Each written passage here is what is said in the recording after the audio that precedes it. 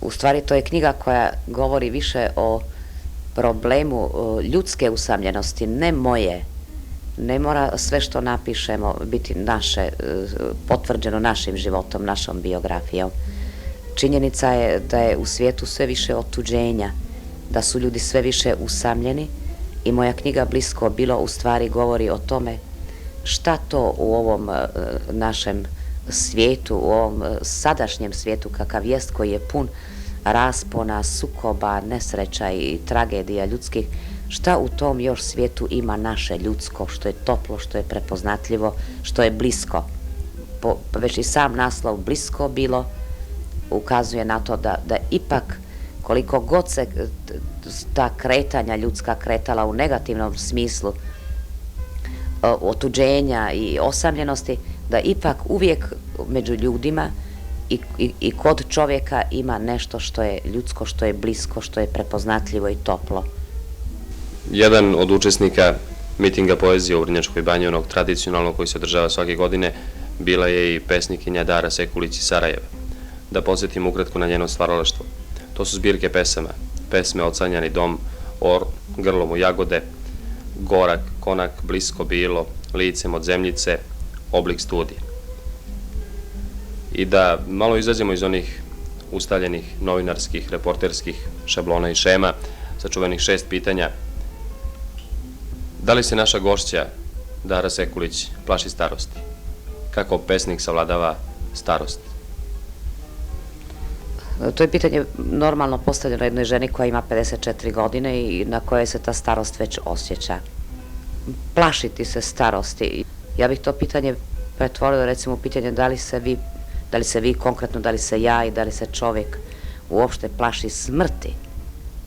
Jer biti star znači biti živ. I to nije nekakav veliki strah. Ali da li se čovjek plaši smrti, to bi već mogla da nekoga pitam, jer i sama osjećam da me sve više zaokuplja ta misao o ljudskom nestajanju, o prolaženju čovjeka. I ne bih čak mogla reći da je to strah, jer svi smo mi negdje već rođenjem pripremljeni na to da nestajemo, da ostvarimo svoj život, da se u njemu zateknemo, da prođemo kroz njega i da nas nestane. Dakle, to nije čak strah ni od smrti, nego je to jedna ljudska zebnja. Da li će taj naš život biti osmišljen, da li naš život i put kroz koji prođemo do smrti, da li je on ispunjen, da li je ostvaren, da li nešto iza nas ostaje. Mislim da je tu negdje bit tog straha i te zebnje.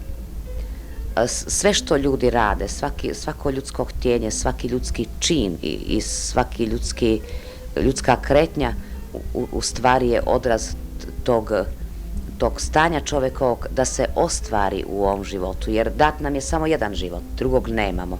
Jedan jedini svjesni ljudski život živimo i želimo da u njemu napravimo nešto, da ostane nešto. Zato ljudi prave česme, prave puteve, zato ljudi slikaju, zato ljudi pišu poeziju. I mislim da je taj strah od starosti, od smrti i ta svijest u stvari od prolaženja našeg života, da je ona ogromno umanjena samim činom ispunjenja našeg života. Ja sam jedan od onih ljudi čiji je život ispunjen. Ostvarena sam kao majka, imam djecu, imam unučad, napisala sam 8-9 knjiga poezije, još uvijek radim. Imala sam ljubavi, imam ljubavi sada. I to je jedan život koji je osmišljen, koji je pun, koji je ostvaren. Prema tome i sam taj strah, pomisao na nekakav kraj je prisutan u jednom poetsko-filozofskom smislu, ali u realnom, dnevnom životu toga nema. Ima puno radosti zato što je taj život ispunjen. Međutim, iako je ispunjen, vi u svojoj zbirci pesama Blisko bilo govorite o usamljenosti. U stvari to je knjiga koja govori više o problemu ljudske usamljenosti, ne moje. Ne mora sve što napišemo biti naše, potvrđeno našim životom, našom biografijom. Činjenica je da je u svijetu sve više otuđenja, da su ljudi sve više usamljeni i moja knjiga Blisko bilo u stvari govori o tome šta to u ovom našem svijetu, u ovom sadašnjem svijetu kakav jest, koji je pun raspona, sukoba, nesreća i tragedija ljudskih, šta u tom još svijetu ima naše ljudsko, što je toplo, što je prepoznatljivo, što je blisko. Već i sam naslov blisko bilo ukazuje na to da ipak koliko god se ta kretanja ljudska kretala u negativnom smislu, otuđenja i osamljenosti, da ipak uvijek među ljudima i kod čovjeka ima nešto što je ljudsko, što je blisko, što je prepoznatljivo i toplo. Onda da vam se zahvalimo na ovom malom, kratkom noćnom razgovoru o nekim neobičnim pitanjima, pa i pomalo o poeziji, i da poželimo da još dugo, dugo stvarate, da vas dugo, dugo čujemo i da nam ponovo dođete u Vrnjačku banju i da svi ljudi budu spojeni sudovi, baš kao što je i bilo blisko. Hvala vam, vrlo rado ću doći. Lijep je miting, grad je prekrasan, ljudi su pitomi, dragi, prirodni. Oduševljena sam Vrnjačkom banjom, hvala vam.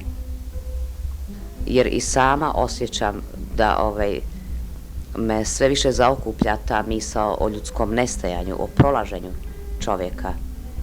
I ne bih čak mogla reći da je to strah, jer svi smo mi negdje već rođenjem pripremljeni na to da nestajemo, da ostvarimo svoj život, da se u njemu zateknemo, da prođemo kroz njega i da nas nestane. Dakle, to nije čak strah ni od smrti, nego je to jedna ljudska zebnja. Da li će taj naš život biti osmišljen, da li naš život i put kroz koji prođemo do smrti, da li je on ispunjen, da li je ostvaren, da li nešto iza nas ostaje. Mislim da je tu negdje bit tog straha i te zebnje. Sve što ljudi rade, svako ljudsko htjenje, svaki ljudski čin i svaki ljudska kretnja u stvari je odraz tog stanja čovjekovog da se ostvari u ovom životu, jer dat nam je samo jedan život, drugog nemamo. Jedan jedini svjesni ljudski život živimo i želimo da u njemu napravimo nešto, da ostane nešto. Zato ljudi prave česme, prave puteve, zato ljudi slikaju, zato ljudi pišu poeziju.